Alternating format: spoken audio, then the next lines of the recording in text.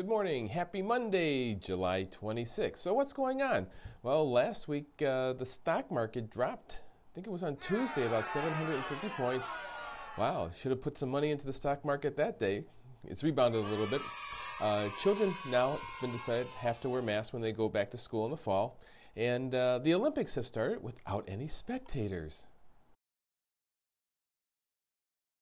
The topic this week is going to be, following the theme of last week, vacationing. Where can you go locally in a car for maybe a day or two drive away? Let's take a look at 5 hot spots that I kind of have been to and like.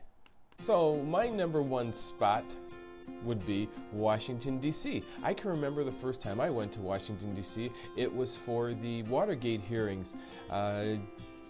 We got to sit in and listen to a little bit of the Haldeman interview at that point in time. My parents were very excited to go.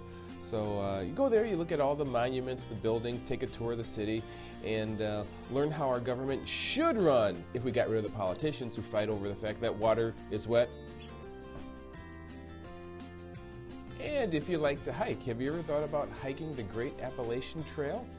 Did that for about a mile. Could be a lot of fun if you like to hike. Go try that out. And how about Charleston, South Carolina? Beautiful architecture over there. And you know what? Not too far away is the USS Yorktown, the aircraft carrier. Go check that out. I think there's also a destroyer there, a merchant ship, and a submarine. It can be a lot of fun to go check out that thing. I went and stood on the aircraft carrier, and it's just this big, long, huge thing. I haven't been in the Navy or anything like that, but I found it very, very impressive. And believe it or not, how about Chattanooga? Chattanooga has Ruby Falls, great lookout mountain, but you can also do a lot of hiking and kayaking and tubing around Chattanooga, and that's just a good day's drive away. So here's another unique spot. If you're in Chattanooga, take I-75 south, go down through Atlanta, through Macomb, Georgia, and you'll come to Andersonville. Andersonville was the site of a Civil War prison camp. It had at one point as many as 32,000 people there. Total were about 45,000 people, Union soldiers, and about 13,000 people died. Very interesting to go there. I didn't know something like that actually existed in the United States. We tend to think that there are, camps over there in Germany during World War II, but that's a very interesting spot to go to.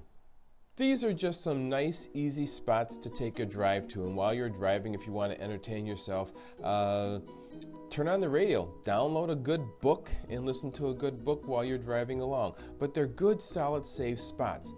And that gets me to think about insurance companies. Insurance companies are very, very black and white. If it's in their contract, they'll cover it. If it's not in their contract, they don't cover it. Well, here's one thing to know. If you're vacationing here in the U.S., your health insurance will take care of you in the case of an emergency. So don't be afraid if you feel sick, you've eaten too.